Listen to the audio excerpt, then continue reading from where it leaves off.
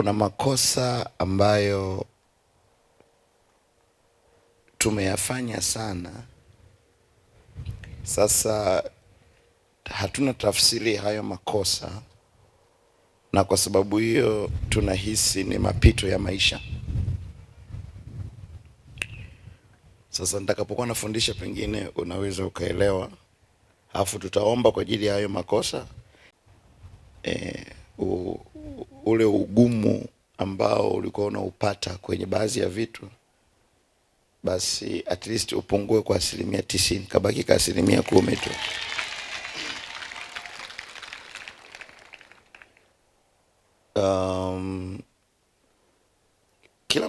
Kila mtu ataishi, atazeeka, atakufa, kama Yesu atakuwa hajaja kuchukua kanisa.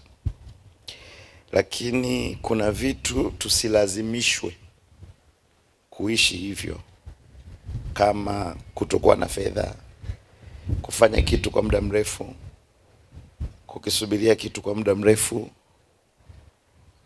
kwenda kwenye biashara unarudi bila hivyo. Nataka vipungue sana, na si makosa kumwambia Mungu saidia fedha ziwe zinatokea. Si makosa, kwa sababu hatuende mbinguni leo. Ni kweli tunajiandaa kwenda mbinguni ambako Yesu atakuweko, lakini sasa sio leo. Sasa tukisema tusimuombe atusaidie hapa chini ya jua, tutaishije? Nimepokea comment nyingi sana, mtumishi, unajua unawafundisha sana watu kuhusu hela, au ni mafundisho ya shetani na vitu vingine. Unajua, mtu aliyefeli chuo kikuu na mtu aliyefeli darasa la kwanza, wote wamefeli, lakini ulikofelia ni wapi? Kwa hiyo unawezekana wewe ni mtumishi wa Mungu, lakini uwezo wa kupambanua maisha hauna. Una uwezo wa kufukuza mapepo mpaka na yenyewe sasa, na yenyewe yameshakuzoea, hayakuogopi tena. Hakuna mwanadamu anayetakiwa kuishi maisha ya kimasikini. Huyo mwanadamu hayupo. Na mimi nafundisha watu wanaotaka fedha. Basi wasiotaka fedha simuende kwenye makanisa mengine sasa. Yes. Nakueleza ukweli. No, kama kaja ni kumwambia unazipenda uzipendi. Yaani tunapotezeana muda sana. Unajua, mimi sifundishi mafundisho ya shetani, lakini basi afadhali hata naweza nikamfundisha shetani ana nguvu pia, kuliko sasa unang'ang'ania mafundisho ya mbinguni na watu wako wamepauka kuliko hata hiyo mbingu yenyewe jinsi ilivyo.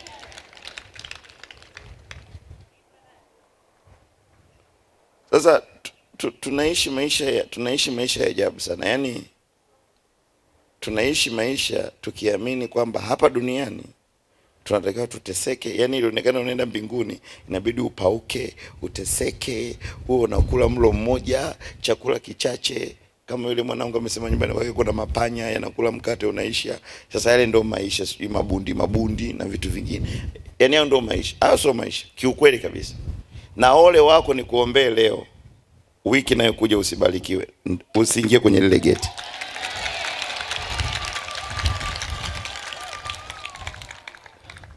Nakueleza uko, moyo wako unatakiwa uishi kipindi kirefu cha amani, sio kipindi kirefu cha vita.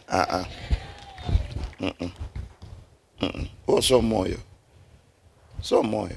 Na ukikimbiwa na ndugu, ukakimbiwa na kanisa, ukakimbiwa na mchungaji, ukakimbiwa na nabii, mimi nakwambia hivi, ukiwa una hela utaishi kokote, utampata nabii, utampata mchungaji, utampata mtu yoyote. Kwa hiyo mimi nafundisha hivyo na sitaacha. Kwa nini? Kwa sababu nikikufundisha habari ya dhambi, hivi nani mpaka leo ajui habari ya dhambi? Nani? Muulize na kujui dhambi. Dini zote zinafundisha dhambi. Dini zote zinafundisha dhambi zote. Halafu kuna dhambi zingine ni kwa sababu huna vitu. Yaani kuna dhambi zingine unazifanya kwa sababu huna hela. No, mwambie nakwambia wewe. Wewe una hela mbona unatenda dhambi? Na kueleza ukweli. Na kueleza ukweli. Kabisa. Utadaiwa kodi ya nyumba. Muda wa kulipa umefika. Kodi una. Baba mwenye nyumba utamwambia nini? Utamwambia sina? Ni jibu la kumjibu baba mwenye nyumba. Unaambia baba, sasa sikiliza. Kuna dili moja hivi ambalo nimeliseti. Yaani hilo dili likitiki, mbona utafurahi? Eti hivyo. Wakati hilo dili haliko, sasa ufanyeje? Bwana Yesu asifiwe sana. Huo ni mfano mmoja, kuna mifano mingi sana. Mingi mno. Mingi. Ukikosa fedha, mimi sijui. Sasa ukituma message unajua mafundisho ni mazuri, lakini wewe unafundisha sana bali ya hela, unafundisha mafundisho ya hela ni kwa sababu ni ya shetani. Mbinguni hawana kitu kule juu. Mbinguni walimaliza vitu vyote kwenye bustani ya Eden. Vyote waliviseti kwenye bustani ya Eden. Vyote. Na ndio maana shetani hakwenda kuiba mbinguni, japo alikuwa anakaa huko. Alienda kwenye bustani ya Eden kwa sababu kila kitu kilikuwa kimesetiwa hapo, mpaka uhai. Kwa hiyo ukikataa kufanikiwa, umetaka kuteseka. Ukikataa kufanikiwa, umeingiza familia yako kwenye hiyo cheni ya kimaskini. Na unajua, angalieni watoto mnaowazaa. Watoto wengi tunaowazaa wote, ukiwafuatilia, kama utafuata hiyo nafasi, anza kuchunguza watoto waliowazaa. Watoto wengi tunaowazaa hawawezi kazi ngumu. Hawawezi kazi ngumu. Hawawezi. Kazi ngumu nafikiri tumeishia sisi. Sisi ndio tulikuwa tunabebeshwa plastiki limeandikwa Amboni plastiki, mkulima ni nguvu, sijui kitu gani, unalibeba kwenye kichwa, ndio unajitishwa kwenye maji kilomita kama 30, unajitisha maji. Watoto wetu watoto akitoka nje akichungulia kikuta ukungu, anasema mimi kwa nje nahisi kama sitaona mbele. Ameshaingia kwenye blanketi, haendi kazini. Sasa ni bora tukurahisishie wewe uliye hai. Lakini kingine, na kwa nini nataka watu wengi wafanikiwe, ni kwa sababu upendo wa wengi sana umekwisha. Kwa hiyo kama una watoto 5, ukibahatika kuwa nao sasa, ukaipiga picha familia ulionayo, ikatokea umekufa, maana yake kwenye familia uliotokea wa kuwatunza watoto wako hayupo hata mmoja. Sasa kwa nini nisikufundishe ukapata mfumo wa fedha, ili hata wewe ukiwa haupo, basi zile mali ziwatunze watoto wako na vitu vingine vitakavyokuwa vinaendelea. Kwa hiyo lazima uwe mpana sana, si tu kwa mtumishi wa Mungu unakemea mashetani. Na unajua sio mashetani yote ni ya kukemea. Haya mapepo sio yote, mengine mnayalazimisha yatoke, lakini sio kila mapepo ya kutoka. Sababu mapepo yana makundi mawili. Kuna pepo wabaya na pepo wazuri. Sasa mimi kwa sababu najua mlokole hutaki hii sentence, lakini Biblia inasema kwamba vita vyenu si juu ya damu na nyama, bali ni juu ya wafalme wenye mamlaka, dhidi ya jeshi la pepo wabaya. Sasa kwa sababu pengine hujasoma lugha, lakini mahali popote penye specification kwamba pepo wabaya, hiyo pepo wabaya ni aina kati ya aina nyingi za mapepo, lakini hawa ni wabaya, then kuna wengine wazuri. Mzee nguvu kazi anaangalia hii sentence ngumu. Sasa kuna makosa ambayo watu wengi mliyafanya yanahusiana na fedha. Nataka tuelekebishe hapa leo. Moja katika makosa ambayo mimi nimewahi kuyafanya, sio mara moja, sio mara 2, sio mara 3, lakini haikuzidi mara 4.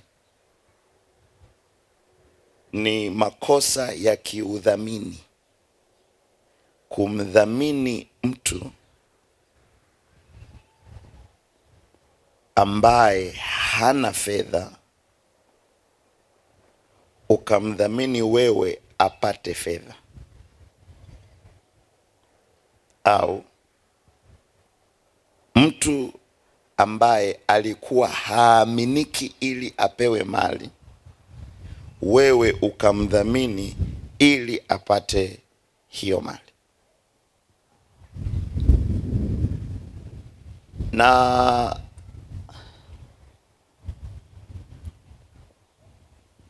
nitaweka katika level 3 hayo makosa. Level ya kwanza nitaiweka kwa rafiki yako uliyemdhamini ili apate fedha. Mdhamini apate fedha, mdhamini apewe kitu, apewe mali kwa mdhamini. Na angalia ilivyo ya ajabu sana kwenye ile level ya udhamini. Maana yake yule unayemdhamini yeye ndiye haaminiki, lakini wewe usiyekopa au hitaji hicho kitu ndiyo unaaminika.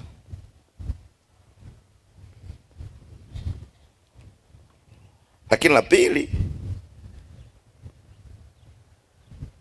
mali iliyotumika kama rehani katika hiyo dhamana kwa huyo uliomdhamini.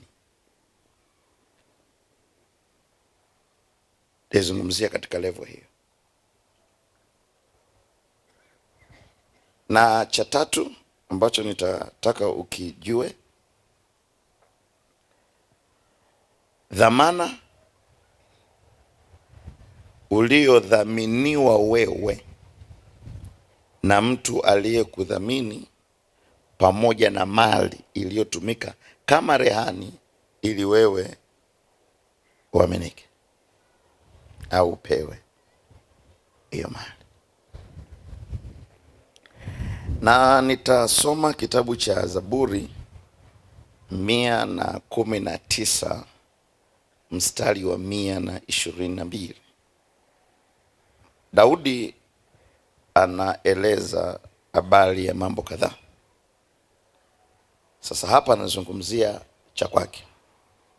Anasema hivi: uwe mdhamini wa mtumishi wako. Uwe mdhamini wa mtumishi wako. Alafu mkato, apate mema. Sasa kama Biblia ni ya kwako, ninataka lile neno apate mema li underline, manake liwekee mstari pale chini, li underline apate mema. Afukule mbele amezungumzia kitu cha ajabu nisingekitegemea kukiona pale, na ilinifikirisha kwa sababu neno dhamana ni lugha ya kisheria. Ni lugha ya kisheria, ni lugha ya kimahakama, neno dhamana. Lakini kule chini anazungumzia sentensi ambayo nisingetegemea iwe ina muunganiko na hizo sentensi za hapo juu. Anasema wenye kiburi wasinione, wenye kiburi wasinione. Sasa tukiwa tumevaa nguo hivi na tuna ngozi tulizonazo, wakati mwingine ni vigumu sana kuanza kutafsiri huyu ni nani na huyu ni nani. Sasa tutakusemesha hapo tutakavyokuwa tunaelekea. Fedha kwa maana ya hela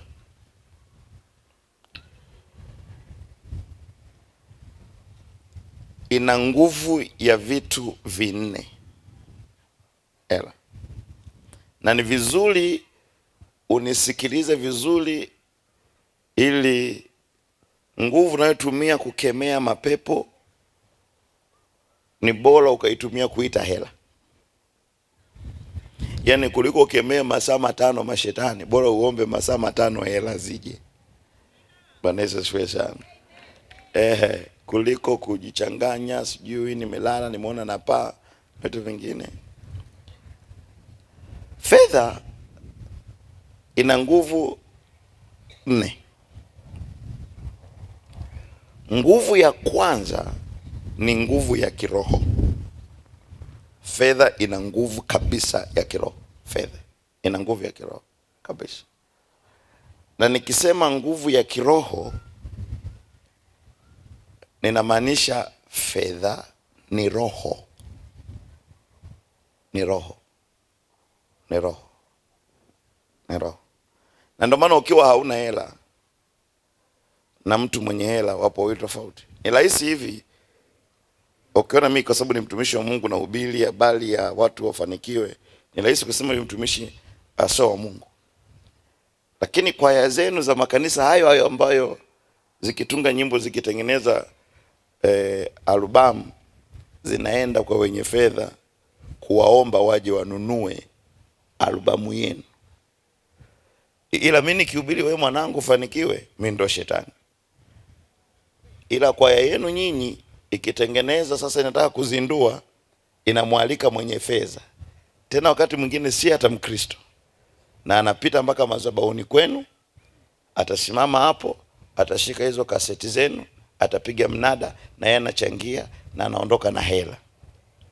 Ndio uelewe, moja katika jeshi baya duniani, katika majeshi ambayo nimeona mimi, moja katika jeshi baya la kinafiki halifai, ni jeshi la wanaojiita Wakristo. Kwa sababu wapo tayari wasimzungumzie shetani na matatizo ya washirika wao.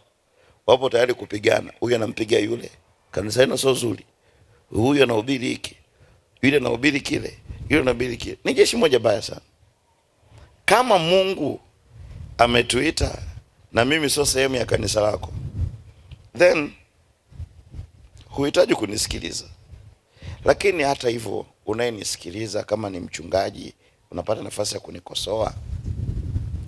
Hivi kweli kanisani kwako hakuna watu wenye matatizo ambao huo muda wa kunisikiliza mimi ndio ungekuwa unamuomba Mungu usikilize, kwamba kwa nini mwanangu huyu ana madeni ya kikoba?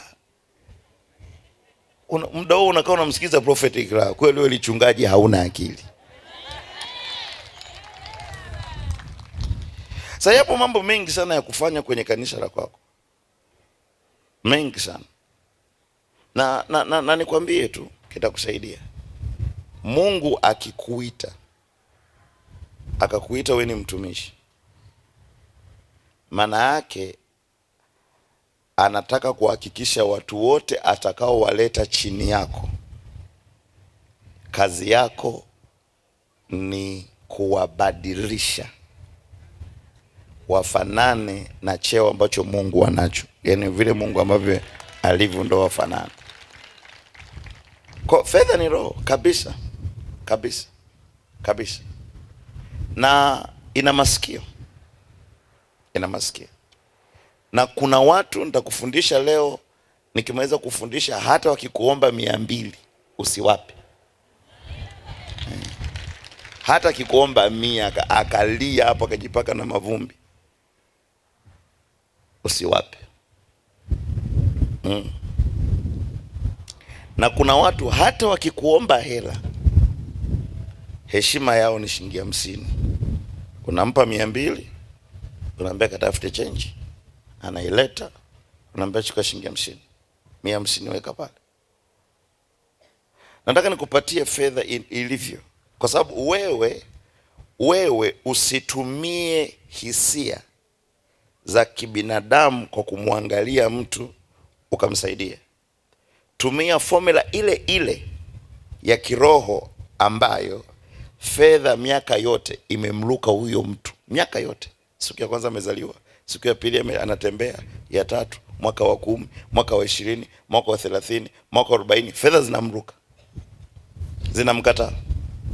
Hata zilipokuja zile nafasi za kumzalishia fedha ya siku hiyo na siku za baadaye, bado siku ya baadaye ilimkataa huyo mtu kwenye ile siku ile kukutana naye.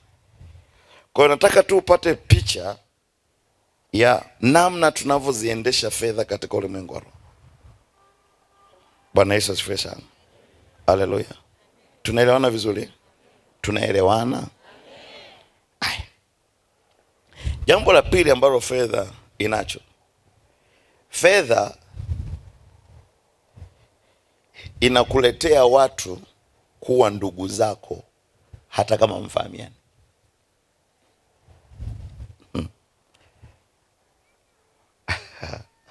Sasa baba, iwezekani? Mimi ndo nakueleza ukweli. Nakueleza ukweli. Fedha inakuletea watu na watakuwa ndugu zako. Nakumbuka alikufaga marehemu Reginald Mengi. Niliangalia watu walivyokuwa aliojiwa mtu mmoja hivi wajabu kwenye ile TV, wanamwambia unajisikia sana? No, msiba huu ni mkubwa sana, ningeisi familia wasizike haraka, tuomboleze kwa muda mchache, hata wiki hivi. Mimi nikamwangalia, lakini kwa kweli nikagundua yule bwana ana mambo mawili anayoyaangalia: sehemu ya kulala na chakula cha asubuhi, mchana na jioni. Na sijui mtangazaji alikuwa kwenye akili yangu akamwambia, kwa hiyo umetokea? Mimi nimetokea Mbagala. Nimetokea Mbagala, nipo hapa na mke wangu na watoto.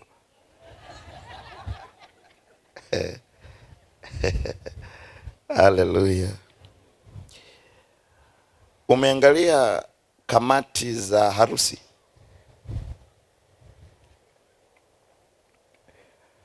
Harusi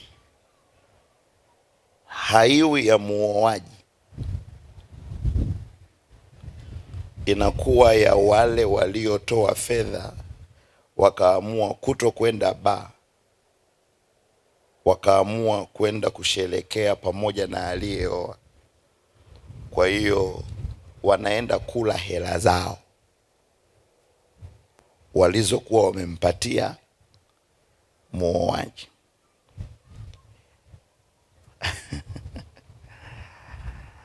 Na wanatafuna, na ni kitu kibaya sana. Kwa nini? Kwa sababu kitendo cha waoaji kukupatia waliokuja sherehe kukupatia hela wakaja kuzila wao, na kueleza kabisa ni mkosi kwenye maisha yako. Maana yake wanakunyang'anya walichokuwa wamekupa.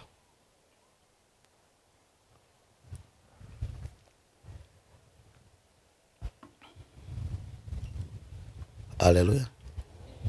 Tunaelewana? Sasa sababu tutambeje? No, mimi nimesema ni mkosi. Na sijakosea, narudia tena, ni mkosi.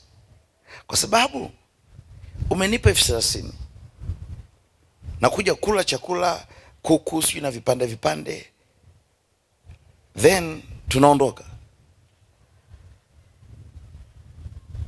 Sasa kulikuwa kuna sababu gani? Kwa sababu hivi fulani ipi? Kwa sababu kama watu wamekuja kula hela zao, si ungetoka tu kanisani, harusi unaongoza nyumbani? Kwa sababu unaowasubiria waje ukumbini wanakuja kula hela zao. Hebu sema hela zao. Ndio maana mimi huwa naombea sana mahusiano, huwa siombei sherehe kabisa.